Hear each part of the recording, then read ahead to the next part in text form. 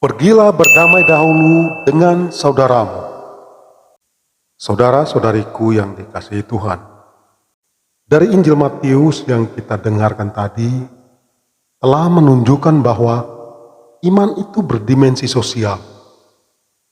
Ada peristiwa tentang keindahan beriman bersama orang lain. Secara umum, kita ketahui bahwa kita tidak pernah hidup sendirian.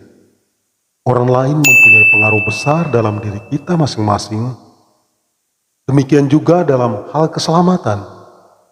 Bisa jadi, secara tidak sadar, orang lain membawa kita kepada keselamatan.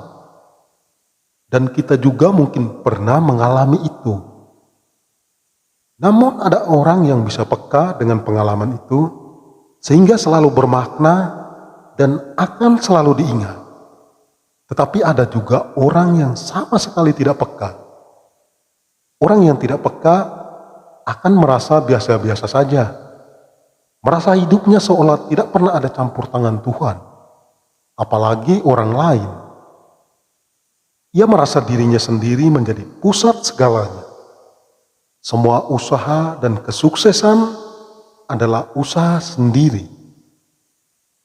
Injil hari ini mengingatkan kita bahwa orang lain adalah bagian dari diri kita. Entah bagian besar atau hanya sebagian kecil. Apapun yang kita katakan tentang orang lain, itu juga akan kembali kepada diri kita. Kalau kita berkata yang baik, maka itu juga akan kembali pada diri kita sendiri. Sebaliknya ketika kita berkata yang tidak baik, maka itulah yang menunjukkan diri kita sendiri.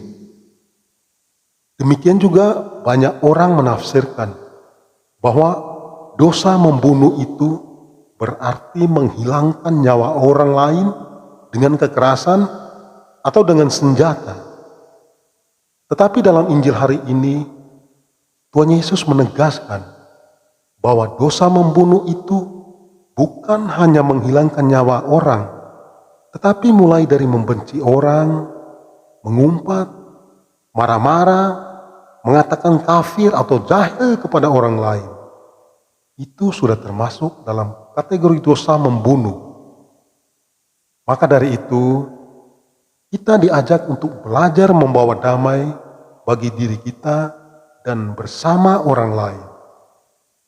Jika kita percaya hidup kita diberkati, sudah semestinya kata dan tindakan kita selalu membawa dimensi damai. Damai yang diwujudkan dengan cara keberanian untuk saling mengampuni. Berdamai bukan berarti tidak ada masalah. Berdamai bukan berarti tidak pernah ada konflik.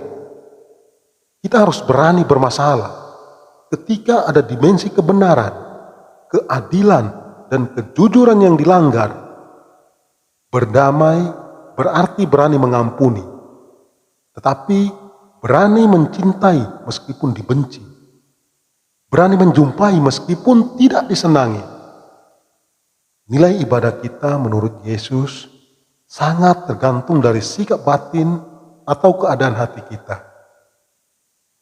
Kalau dalam hati kita masih tersimpan rasa dendam, permusuhan, atau kejengkelan dengan seseorang, maka di mata Tuhan, ibadah kita itu tidak mempunyai arti.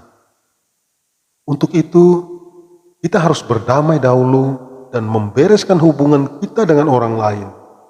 Kemudian dengan hati yang bersih, kita menghadap Tuhan. Semoga sabda Tuhan hari ini senantiasa menguatkan iman kita, sehingga kita semakin teguh dalam keyakinan bahwa sabda Tuhan adalah jalan, kebenaran, dan kehidupan. Amin. Salam sehat, Tuhan memberkati. Bersama Kristus, kita bisa.